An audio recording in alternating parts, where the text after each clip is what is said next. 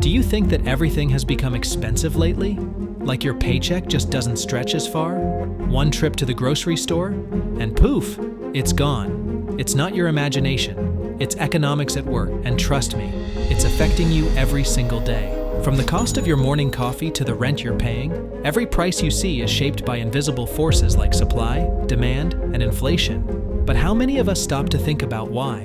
Why are prices rising? Why do some things get cheaper? And most importantly, how can you fight back and stay ahead when the game feels rigged? Let's break it down in today's video.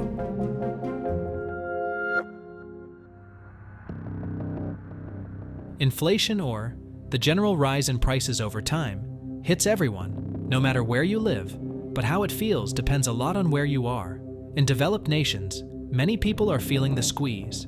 In countries like the UK, the economy grew by a modest 0.1% in November 2024 and experienced zero growth in December 2024, meaning there was no significant increase in GDP compared to the previous quarter.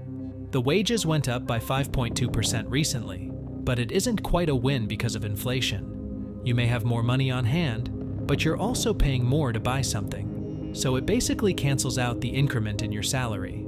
Inflation's been hovering around 2.8% in the US, which means that a pay raise isn't very helpful. Even worse, unemployment is creeping up, making job security a real concern. Now look at Japan. Workers there got a 5.1% pay raise last year, the biggest in over 33 years. But food prices are climbing so quickly that people aren't feeling any richer. In fact, real wages, which is the money left after accounting for inflation, have been falling for months. It's like earning a bigger paycheck only to have it swallowed by your grocery bill. In Brazil, food prices have skyrocketed by 13.43%. For families already scraping by, that's devastating. People are being forced to choose between putting enough food on the table or covering other essentials like school fees or healthcare. It's not just stressful, it's survival mode. In many underdeveloped countries in Asia, inflation is hitting harder than ever, stretching budgets to the breaking point. In countries like Sri Lanka, inflation reached a staggering 70% in mid-2022 and has been declining ever since. Globally, inflation is hitting a 40-year high in many countries according to OECD. Energy and food costs are the worst offenders, which hits low-income families the hardest since they spend most of their income on those basics. So while dealing with inflation is definitely tough everywhere, it's usually a bit easier to handle in developed countries. Why? Well, people there tend to earn higher wages, so when prices go up, they have more flexibility to adjust their spending. Plus, governments in wealthier countries can step in with policies like subsidies or stimulus checks to help cushion the blow. In underdeveloped countries, it's a different story. People are already living paycheck to paycheck, and inflation hits essential goods hard: food, fuel, and healthcare, which take up a huge chunk of their income. No safety nets, no cushion, just constant struggle. Supply and demand. All right, let's talk about supply and demand, probably the most important concepts when it comes to pricing and availability. Take gasoline prices, for example. When there's a shortage of oil, say, due to a natural disaster or a supply chain issue, the supply goes down. But people still need gas to get around, right? So, because the demand stays the same, prices go up. It's like a game of tug-of-war between supply and demand. If there's less supply, but the demand is high, expect to pay more at the pump. And prices don't just magically rise when demand is high. Businesses are doing it because they want to make more money. It's about the availability, sure, but also about profits. When they see that people are willing to pay more for something, they'll hike the price, plain and simple. It's not some automatic out-of-the-blue change, it's a strategic move to maximize earnings. On the flip side, when there's an oversupply of a product, like after a big harvest season, prices tend to go down. Think about pumpkins during Halloween. Every store is loaded with them, and since they're in abundance, the price drops. But if you try buying them in the summer, they're expensive because they're out of season. This is seasonal pricing at work. The demand isn't as high and the supply isn't abundant, so the cost is higher to get them when they're not in season. Interest rates. Interest rates are one of those financial concepts that affect pretty much everything in your wallet, whether you're saving money or borrowing it. The basic idea is simple. When interest rates are high, borrowing costs more, and saving gives you more returns. When interest rates are low, it's cheaper to borrow, but your savings don't earn as much. But the impact of interest rates is far beyond that. It also affects how it affects the money movement and how banks, credit cards, and loans adjust to those changes. Let's start with savings.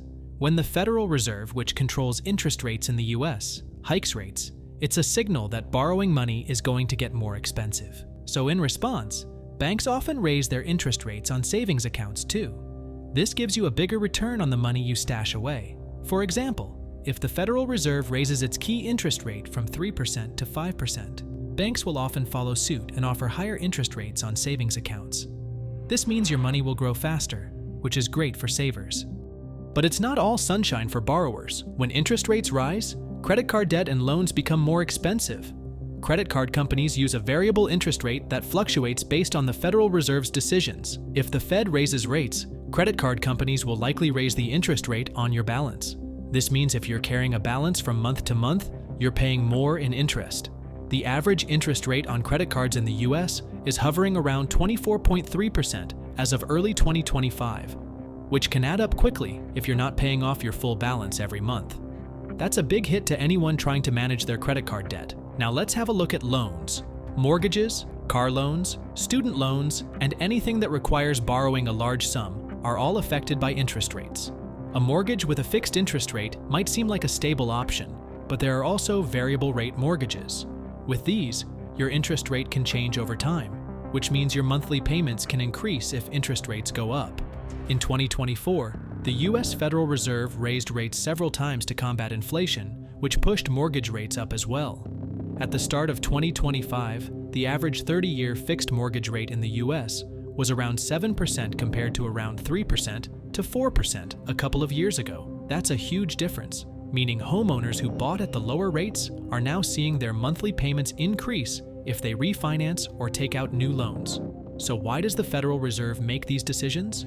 Well, they adjust interest rates to control inflation. If inflation is high, the Fed will raise interest rates to cool things down. Higher rates make borrowing more expensive, which discourages people from taking out loans and spending too much. On the flip side, if the economy is slowing down and people aren't spending as much, the Fed might lower interest rates to encourage borrowing and boost economic activity.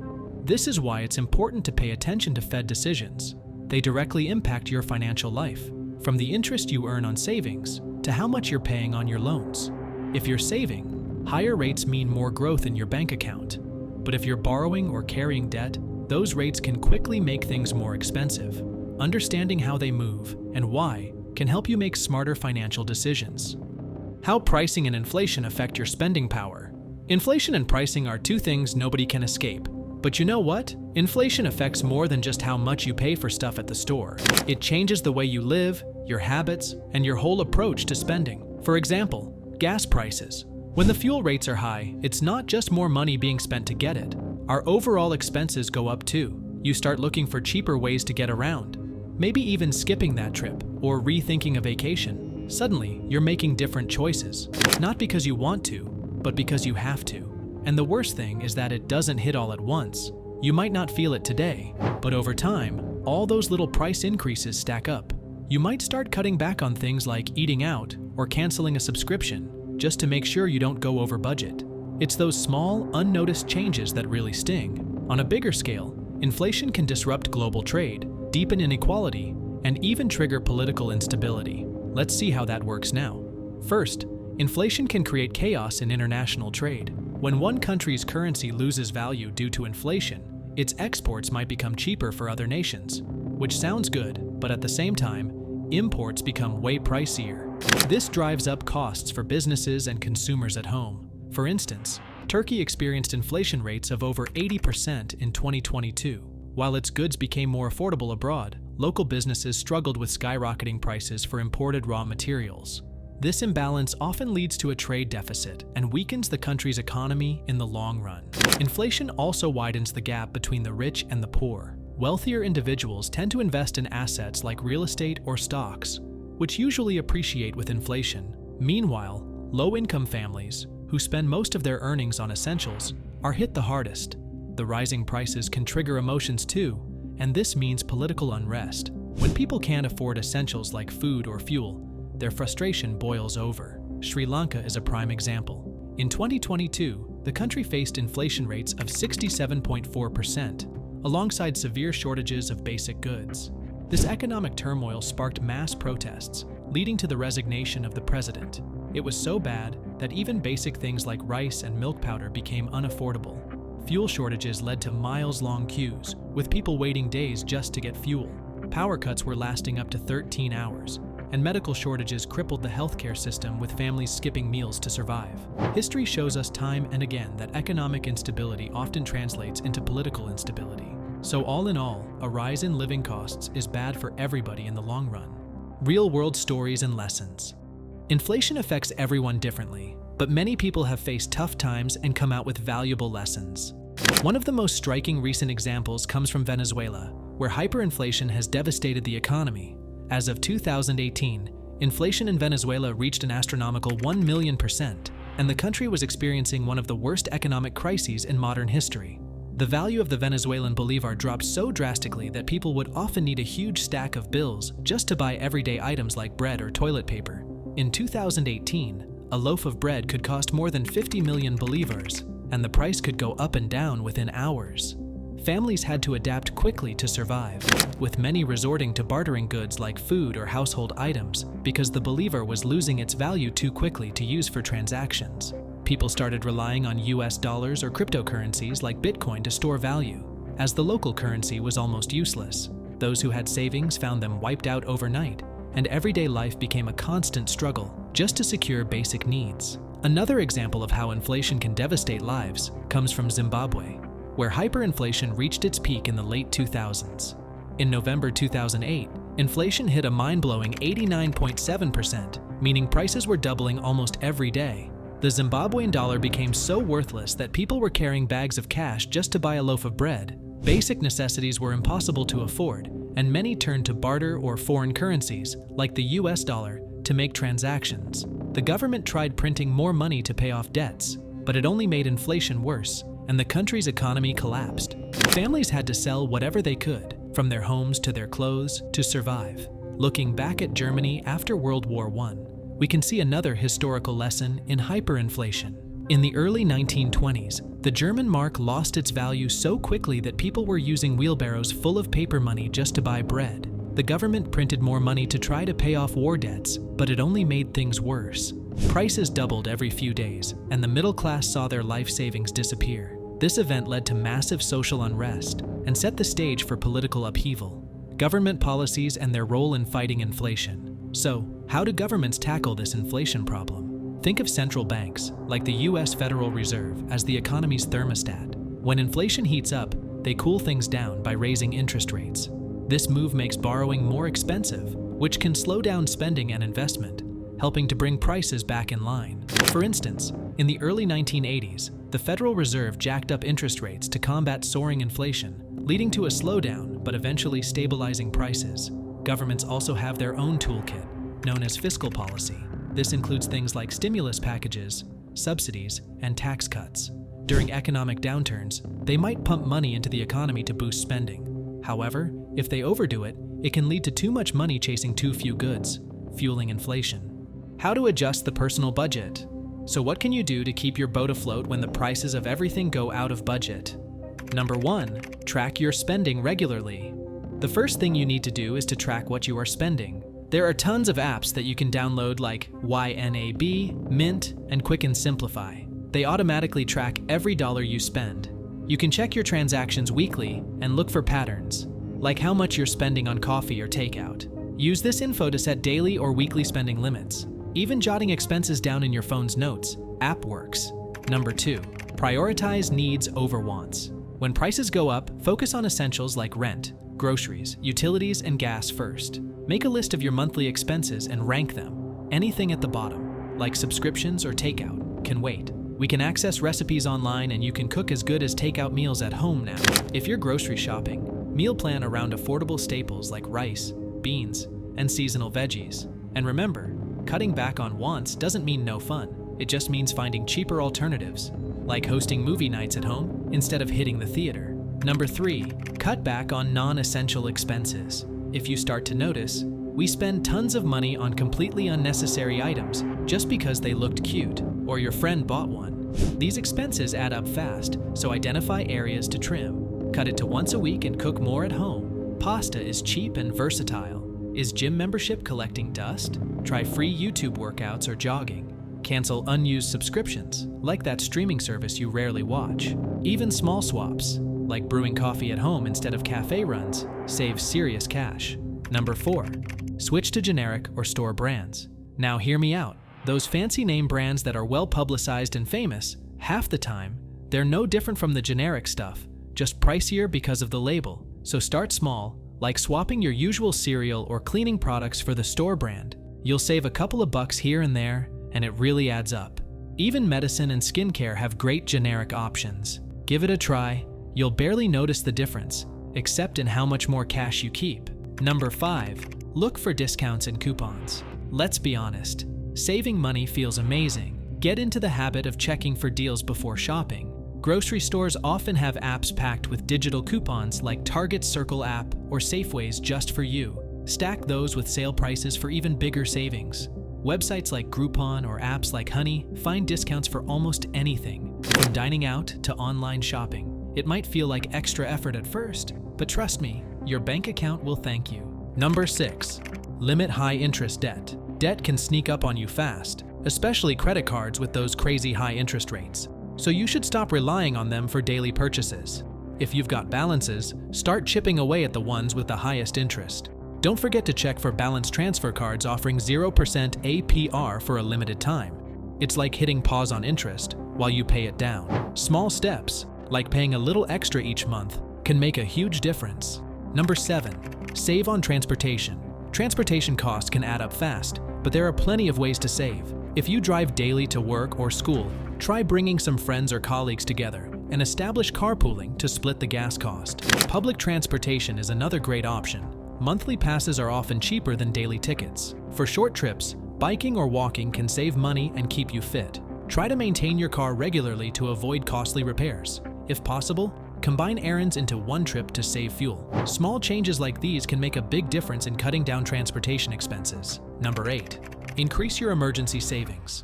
Life is unpredictable, and no matter how safe you feel your diet or daily activities are, it can take a wrong turn. Building up your emergency fund might seem daunting, but starting small can make it manageable. Aim to save at least $1,000 initially, then work towards covering 3 to 6 months of living expenses. The best thing is to just automate your savings by setting up regular transfers from your checking to a dedicated savings account. Out of sight, out of mind. Consider stashing away any windfalls, like tax refunds or bonuses, directly into this fund. Even small contributions add up over time, providing a financial cushion for unexpected expenses. Number 9. Lower your electricity bills. Did you know that the average household wastes about 10% of its energy? That's wild considering how easy it is to fix. The big culprit is appliances and electronics that are left plugged in even when not in use, like your phone charger, microwave, or TV. These draw power constantly, which adds up.